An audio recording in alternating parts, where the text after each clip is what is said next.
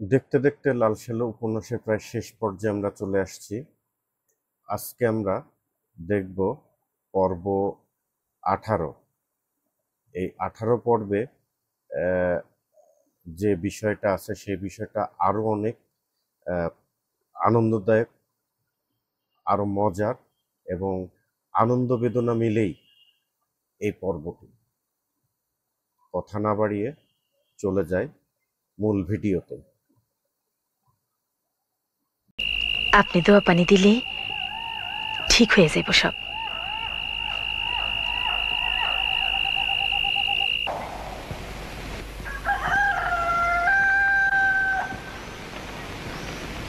কাল তুমি তানার বেইজ্জত করছো। আইজ এক লগে তুমি 40 টাকাত নফল নামাজ পড়বা, তারপর মাজারে গিয়া তানার কাছে মাপ চাইবা। শুনছনি কি কইলাম? দেখো বিবি, সর্বদা খেয়াল রাখিও, যার তার ঘরে আসো নাই তুমি। এই ঘরে মাজার পাকের দোয়া আছে। তানার নাম মুদাসসির। শালু কাপড়ের তলে কিন্তু তিনি ঘুমায় নাই। তিনি সব জানেন, সব দেখেন। তিনি গোসা করেন এমন কোনো কাজ কোনোদিন করিও না।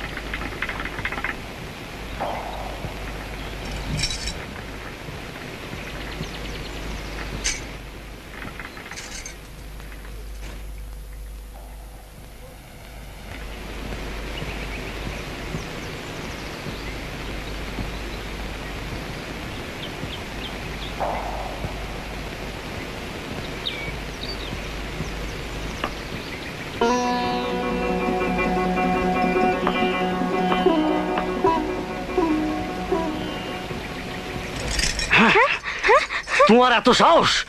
তুই যায় নামাজে ঘুমাইছো? তোমার দিলে খোদার ডর নাই? এত সাহস?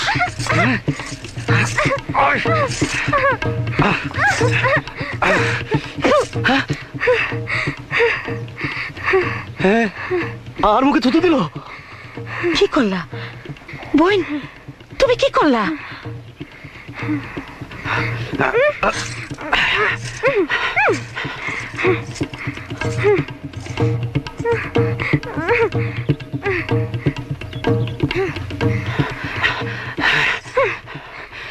মনে হইতাছে তোমার উপর জিনের আসর হইছে, নইলে মাজার বাগের কাছে বৈশাও। তোমার চোখে এখনো হানি এলো না কেন?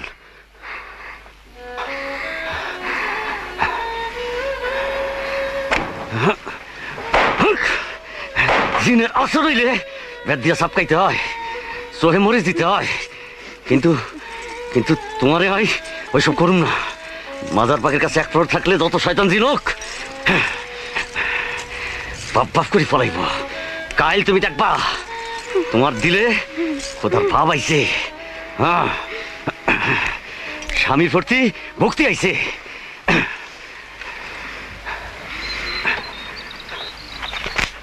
ঝাপটা দিয়া গেলাম, তুমি তওবা করো, খোদার কাছে আর তানার কাছে মাপ চাও।